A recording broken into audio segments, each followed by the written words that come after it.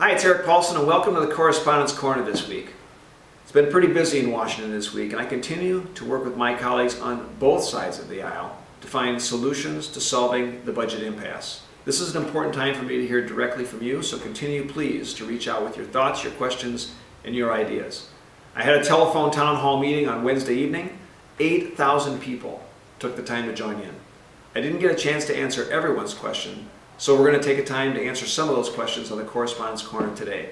One of the topics that came up frequently was regarding the government shutdown.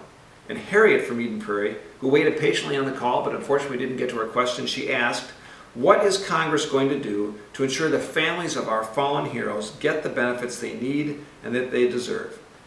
Earlier this week, it came to everyone's attention that family members of soldiers who are killed in action were not receiving the benefits that they were promised.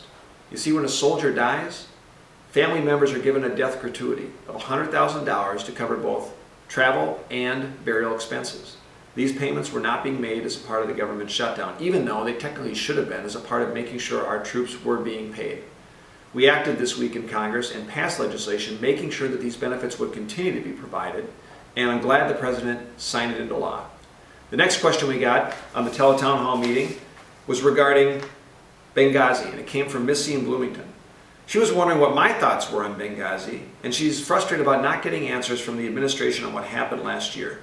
It was just over a year ago that armed militias with ties to terrorist organizations attacked the U.S. consulate in Benghazi, Libya, killing 4 Americans, including the U.S. ambassador. Since then, we've had multiple hearings to get to the bottom of what really happened on that fateful evening and make sure we take the steps so that it never happens again. Unfortunately, we've not found the answers that we need that the American public demands, and there's been contradictory testimony provided by various sources. That's why I've signed on to legislation to create a select special committee. It's bipartisan legislation so we can find out the real answers, because Americans do deserve to know the truth, and also make sure that we ensure this never happens again. We owe it to the family members of all those who died on that night. I want to thank all of you for taking the time to join me on the Correspondence Corner. Please be sure to reach out on my website at paulsen.house.gov. You can sign up for my email newsletter. You can also get me on Facebook or Twitter. Have a good weekend and a great week.